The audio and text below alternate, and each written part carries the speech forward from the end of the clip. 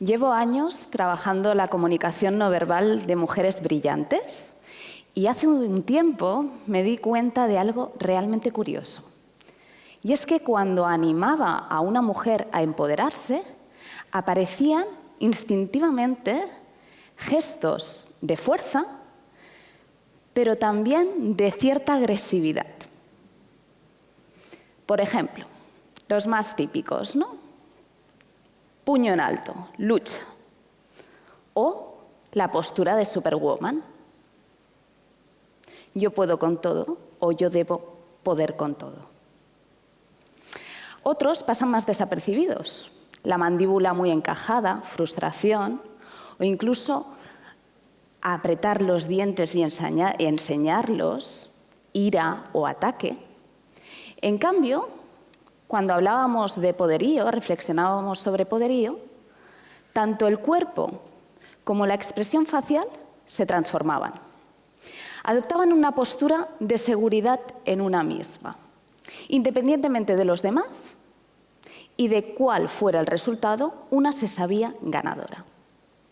Por ejemplo, una mirada desde abajo hacia arriba, un guiño, una mirada o una sonrisa pícara, o incluso, supongo que también por influencia flamenca, pues a algunas les daba pues, por unas palmas o incluso por un zapateado. Y es curioso, ¿no? Dos conceptos, poderío, empoderamiento. Los utilizamos indistintamente, incluso como sinónimos. Pero la reacción corporal, la reacción del cuerpo, es diferente. Y quise saber por qué. Lo que ocurre es que cuando hablamos de empoderamiento, lo asociamos al poder social. En cambio, cuando hablamos de poderío, llamamos al poder personal, al poder vital. Y hasta la fecha se nos ha inculcado que el poder social, es aquel que debe imponerse sobre alguien o sobre algo. Eso de la regla de o chafo o me chafarán. Y ante esta concepción del poder, pues muchos no nos sentimos cómodos, ni mujeres ni hombres. Y lo que acabamos haciendo es entregando ese poder, dejando ese poder en otras manos. Y eso nos ocasiona grandes problemas, sobre todo profesionalmente, ¿no? Perdemos oportunidades o incluso ascensos. Supongo que muchos de vosotros habréis oído hablar del síndrome de la impostora. El síndrome de la impostora es esa horrible sensación permanente de que por muy preparada, muy formada que estés, incluso aunque tengas y obtengas reconocimiento social, siempre tienes la percepción de que no eres válida. De que en algún momento alguien se dará cuenta y pues pondrá sobre la mesa pues que no estás capacitada para cumplir esa labor. De hecho, el síndrome de la impostora no es tanto el miedo al fracaso como al éxito. Y eso nos afecta más a las mujeres que a los hombres. La razón, supongo que la podemos adivinar todos. Durante siglos a la mujer se nos ha convencido de que no teníamos las suficientes capacidades e incluso que no teníamos derecho a querer alcanzar el poder y el éxito. Para mí, el síndrome de la impostora tiene más que ver con el síndrome de la impostura. Veréis, las mujeres con las que trabajo, una de las primeras solicitudes o peticiones que me hacen es que por favor que les ayude a sonreír menos. Sí, a sonreír menos. Que dices, ¿qué problema puede haber en que una persona sonría? Bueno, pues estamos en el año 21, casi en el año 22 del siglo XXI, y aún hay hombres que consideran que incluso en el ámbito laboral profesional, si una mujer les sonríe es porque se está insinuando. Y muchas mujeres, para ahorrarse malentendidos y problemas, deciden, bueno, pues voy a quitarme la sonrisa. Hace unos años, supongo que recordaréis muchos de vosotros, una campaña que se inició en el metro de Nueva York, en el que se pedía a los hombres que por favor dejaran de espatarrarse, porque estaban ocupando un espacio vital que ya no era el suyo, sino el del usuario de al lado e incluso a veces el de dos usuarios. Me parece una muy buena metáfora de lo que ocurre o de lo que ha ocurrido entre hombres y mujeres. Y es que están ocupando, o durante mucho tiempo el hombre ha estado ocupando un espacio que no le pertocaba. En comunicación no verbal, el espacio que ocupamos es el poder que tenemos. Y normalmente se invita a las mujeres a que hagan lo mismo que los hombres, es decir, que acaben ocupando más espacio del que tienen. Muchas mujeres que no se sienten cómodas imitando y emulando este lenguaje corporal masculino, digamos, alfa. Yo jamás he permitido que una mujer dejara de sonreír y, de hecho, tampoco estoy de acuerdo que para cambiar un sistema, ¿no?, si se trata de cambiar un sistema patriarcal, adoptemos las mismas formas y las mismas posturas que han regido hasta la fecha. De hecho, lo que le pido a los hombres es que empiecen a feminizarse. Y es algo tan sencillo como empezar a juntar las piernas. Os aseguro que no pasa nada. Por muy grande que la tengáis, no va a pasar nada, os lo aseguro. De hecho, incluso con las sonrisas hay un montón, hay un registro enorme de sonrisas, ¿no? Yo siempre digo que las sinceras se dibujan aquí, en los ojos, no aquí, no hay que buscarlas aquí. Y es cuando surgen las temidas patas de gallo y empiezan a brillar los ojos. Entonces ahí sí que podríamos ver pues, alegría, placer, incluso una cierta insinuación. Las demás son sonrisas sociales, sonrisas diplomáticas o, si lo preferís, hipócritas. Cuando en un ambiente dominado por hombres y donde hay una minoría de mujeres, sí que hay muchas mujeres que sonríen, pero la que más predomina de sonrisas es la siguiente.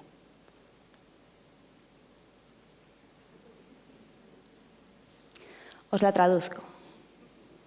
Menudo capullo. Así que ojito con interpretar los gestos, porque a lo mejor nos estamos equivocando. Otro de los problemas, ¿no?, que ocasionan el síndrome de la impostora tiene que ver con la falta de referentes femeninos. Hemos estado muy faltas de referentes femeninos y, de hecho, la imagen que tenemos del líder, la imagen que tenemos del poder, está creada por hombres y para hombres. El liderazgo masculino se construye con tres cualidades: seguridad, seriedad y cercanía. Esta imagen excluye a la mujer. ¿Por qué? Veréis. Seguridad. Socialmente lo asociamos con la fuerza física. Y, obviamente, hay excepciones, pero en general las mujeres en este ámbito tenemos cierta desventaja. La seriedad. La seriedad tiene que ver con la madurez. Y existe la figura del madurito interesante, pero, aunque por suerte está cambiando, una cana o una arruga a la mujer aún le penaliza.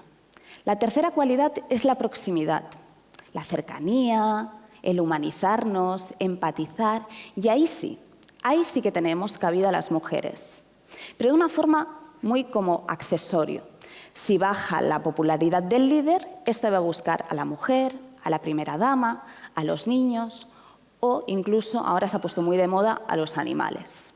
Yo como animalista, y como ellos no lo pueden verbalizar, lo digo yo: por favor, dejar en paz a los animales. Bueno, por suerte, esta imagen está cambiando y el liderazgo también. Estamos viviendo una transición de este liderazgo masculino, un tanto, si me lo permitís, tóxico o muy tóxico, estamos pasando a un liderazgo femenino, un nuevo liderazgo. La crisis sanitaria ha acelerado esta transición y ha corroborado que funciona, y funciona incluso mejor. La imagen o las cualidades que han sobresalido de la imagen de este nuevo liderazgo son también tres: la serenidad, la ternura y la elegancia. La serenidad es la excelencia de la empatía. A un líder no le tenemos que pedir que sea empático. Todos los seres humanos somos empáticos, a no ser que tengamos una discapacidad emocional como Donald Trump. Los demás somos somos empáticos. De hecho, incluso los animales, los mamíferos, tienen esa capacidad de ser empáticos. Por lo tanto, lo que le debemos exigir a un líder es que sea sereno, que tenga esa capacidad de gestionar las emociones, tanto las negativas como las positivas, sobre todo en un momento de crisis, en el momento en que los demás nos podríamos bloquear. La segunda cualidad, como os decía, es la ternura. Mucha gente, sobre todo las mujeres, cuando hablo de liderazgo femenino y cito la palabra ternura, se echan las manos a la cabeza y dicen, por Dios, qué cosa más cursi. Bueno, siempre pongo el mismo ejemplo. Una leona o una tigresa. Son tiernas con sus crías, ¿no? Juguetean con ellas, incluso las lamen. Ahora, si hay un peligro, si hay una amenaza externa, sacan las uñas. De hecho, también para enseñar a sus crías a protegerse, ¿no? Si hay un comportamiento errático que puede derivar en la no supervivencia de la manada, también corregirán esa actitud. Yo siempre digo que la sensibilidad no es contraria a la firmeza. Y la tercera cualidad es la elegancia. Estéticamente, yo siempre defino la elegancia como ese don para hacer que algo muy complicado resulte sencillo. Esto llevado al campo del liderazgo es la coherencia, dar ejemplo, hacer que los demás quieran mejorar, quieran ser mejores.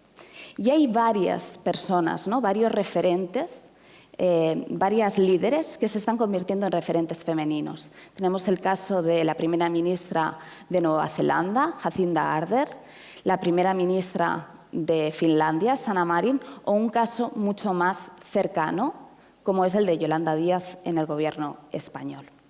Pero esta imagen, a diferencia del liderazgo masculino, no excluye a nadie, ni siquiera a los hombres. De hecho, uno de los pioneros en poner en práctica el liderazgo femenino fue Barack Obama.